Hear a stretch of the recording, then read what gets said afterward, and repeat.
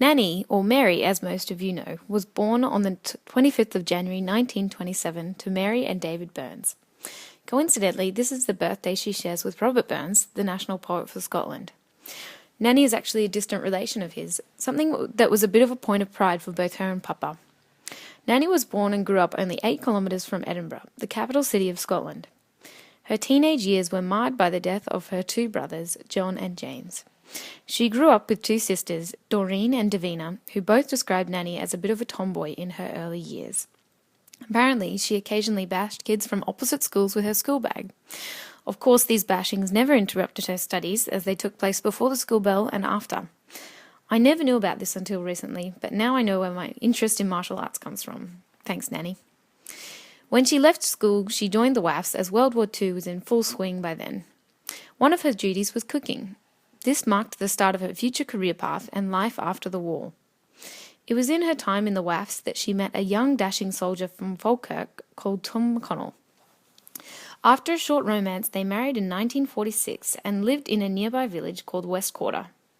In 1947, they celebrated the birth of their first child, David, and from then until 1969, they had 3 more sons, Tommy, Ian and Lachlan. And up until 1969, they enjoyed their time in Bonnie, Scotland. Towards the end of the 60s, Nanny and Papa were looking for new challenges in life, and as both of the older boys had finished their apprenticeships, they all decided to immigrate to Australia. David and Tommy arrived in Brisbane earlier than the rest of the family in the luxury of a plane. Meanwhile, the rest of the family slummed it and took a 7-week boat journey. In December 1969, they set about finding a house and a job for Papa. He soon found work as a mechanic to Norco delivery vehicles.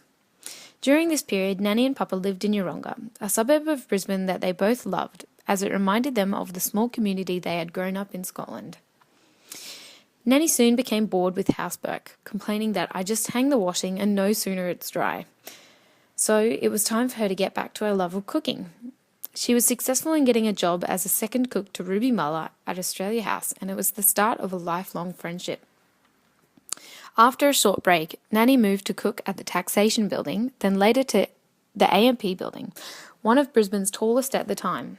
It had kitchens most chefs would die for and offices 20 stories up, overlooking the majestic Brisbane city.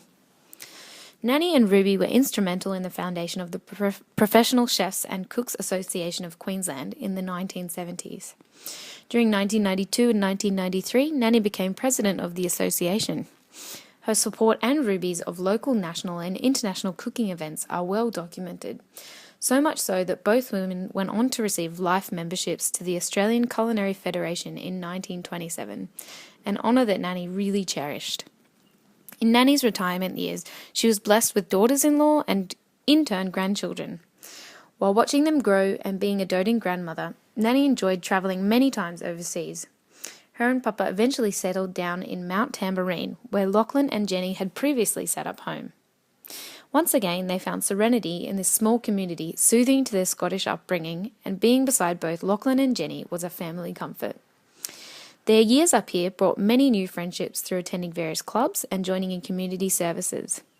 Nanny, with her love of singing, joined the local choir, and Papa joined the Tuesday Club, the Men's Club, and so on. As time moved on, illnesses, seeing doctors, and specialists became part of their daily routine, so much so that both Lachlan and Jenny became their carers. It was decided that they would move next door to them so it would be easier to look after their needs. During these twilight years, they were still able to drive, visit friends, and maintain a pretty good lifestyle. It was only in the last year or so that their quality of life deteriorated, and separate living and medical care for Nanny was necessary. Rosalind Lodge provided this solution. Papa remained in his cottage at Lachlan and Jenny's until his last months, where he then moved in with them under one roof. On the odd day, he would visit Nanny at Rosalind Lodge, where they would enjoy a chat and lunch. On the weekends, they saw more of each other with a helping hand from their sons. When Papa passed away recently, Nanny was already starting to show that age catches up with everyone. Her heart was broken, having lost her husband, friend, and lifelong companion. It was time for her to make a move for the better and to be with her one and only. I know my Nanny as a strong-willed, strongly spoken woman. I was privileged enough to eat her unforgettably delicious quiche Lorraine.